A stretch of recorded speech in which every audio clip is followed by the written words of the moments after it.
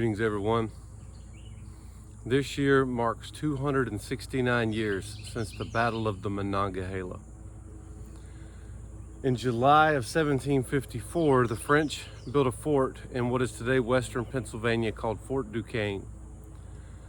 This fort was actually the catalyst that started the French and Indian War. George Washington and some Virginians and their Indian allies had gone west into western Pennsylvania to get the French to leave. They ended up fighting a skirmish there with the French, killing several French soldiers, including their commander. Shortly thereafter, they fought a battle called the Battle of Fort Necessity, which George Washington lost. At the end of that battle, he signed a surrender document, which was basically a confession of murder of a French diplomat.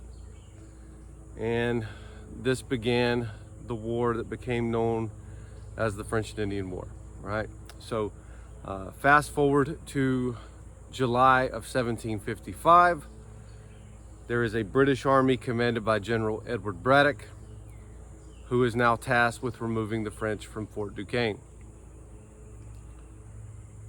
George Washington is going to accompany Braddock on this expedition. He is going to serve as a staff officer under Braddock. And so this combined force of British regulars and American militiamen marched towards Fort Duquesne, and they're going to get ambushed. All right. So this Fort Duquesne, is at the forks of two rivers, the Allegheny and the Monongahela, where these two rivers come together to form the Ohio River. Just so you're aware, this is where modern day Pittsburgh is today. In fact, that name, Pittsburgh, comes from the name Fort Pitt, which is what the British renamed the fort once they eventually retake it from the French. However, that will not be in this expedition in 1755. So around the Monongahela River, the British and American forces get ambushed by French forces and their Indian allies. The battle rages for about 3 hours. The British here demonstrate that they are, unaccustomed to the way war was fought in the New World. The Indians are, screaming and whooping. The Indians are attacking with tomahawks and taking scalps. They're using trees for cover. The British regulars here are very unnerved. They are trying to fight a type of battle they've never fought before. A lot of them actually end up shooting their own soldiers. There's a lot of friendly fire in the confusion, and General Braddock gets killed. He gets shot through the chest. Now he's actually going to die a few days later. But General Braddock is killed along with several other British officers, and this forces George Washington to take command. Even though he's not in a command position, he's just serving on Braddock's staff. He ends up taking command and basically ordering a retreat, a successful retreat. Now, to call this battle a success is incorrect, right? There are over 450 British regulars killed, another 400 wounded. These numbers are staggering for a battle of that time period. But George Washington's rallying of the troops and the withdrawal that happens thereafter sort of propels him to a national hero. So I say that word national. There is no American nation yet, right? The United States doesn't exist. They don't even think of such a thing existing yet. But these colonies, they're not united. Each colony sees themselves as individual colonies. However, this war marks the first time that we actually have British soldiers and American colonists fighting alongside each other. Now, there are some exceptions. For example, in the War of Jenkins' Ear down in the South, there's examples of that. But this is the first time we really see large-scale efforts between American militiamen and British regulars. And this is really when the Americans start to become aware of their differences with Great Britain.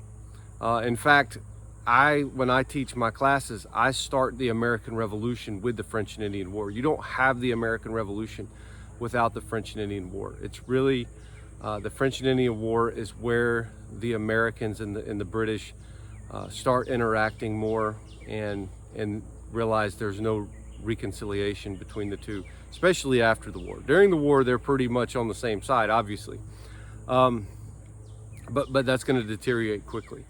Right? So you can't talk about the American Revolution without talking about how important George Washington is. George Washington is the father of our country. He's our first president. He was the commander of the Continental Army that defeated Great Britain. But really this battle in 1755, the Battle of the Monongahela, is really the moment that propels George Washington to sort of this idea of a national leader. So when I'm using nation here, right, I'm talking about a people with a common identity, all right, the Americans. So Washington, he's a hero of this battle. Even though his side loses the battle, he's a hero. He wrote to his mother after the battle. He had 4 bullet holes in his coattails, right? So as he's riding back and forth, rallying the British and the American troops, he is being shot at, and he has 4 bullet holes through his coat at the end of the battle, yet he's unharmed. 2 of the horses he was on were shot out from under him. 1 horse died, the other one was wounded, so he had to change horses a couple of times. He believed that this was a pivotal moment in his life. He believed that this demonstrated that God had something important planned for him. And as we know in hindsight, he did. You know, all of the accomplishments that George Washington would go on to achieve. But this is really the moment. Now, you could look the year prior when George Washington started the French and Indian War.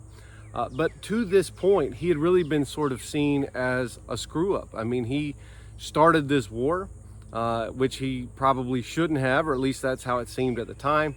And then he had lost Fort Necessity to the French. So George Washington was a guy who seemed to be making mistakes, but at this point in July of 1755, he really gains a reputation as an able leader. One thing that's interesting, so we know that George Washington believed that this moment defined him, that he was sort of destined for something important.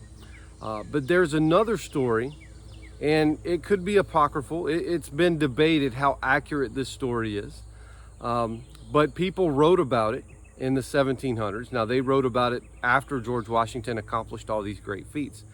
But the story goes that there was an Indian leader, a Sachem, at the Battle of the Monongahela, who commented that there was an interesting figure there, which he's talking about George Washington. He refers to him as that tall man.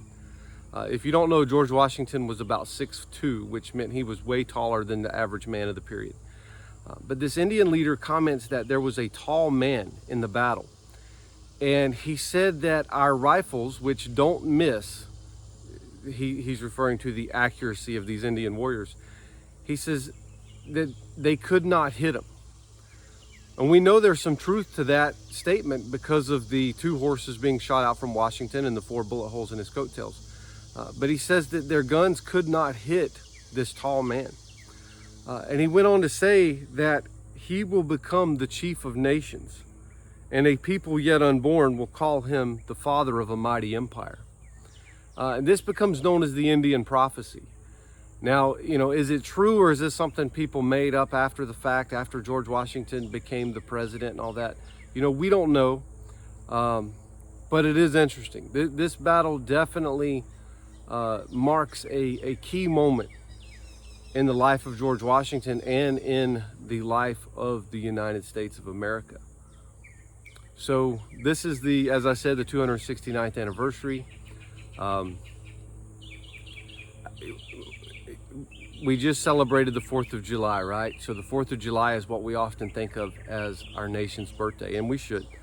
But it's interesting that this battle happened just the same week, you know, a few decades before.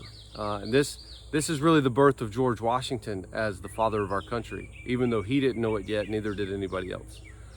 So if that Indian prophecy is true, which it seems to be, of course, we don't know if the prophecy was actually ever said. But this is a pretty defining moment. And I think it's very interesting that it happens, very close to the 4th of July. So it's a cool story. We've mentioned it before in other videos. We talked about Daniel Morgan being at this battle. We've talked about Daniel Boone being at this battle. But George Washington is definitely the most important figure at this battle. And it's just sort of a teaser of everything that would be coming later in his life. So it's a cool story. I hope you liked it. If you like this story, like and subscribe. We're going to do a lot more stories. We've got a lot of Daniel Boone stuff coming up in the near future, so stay tuned for that. And happy anniversary of the Battle of Monongahela.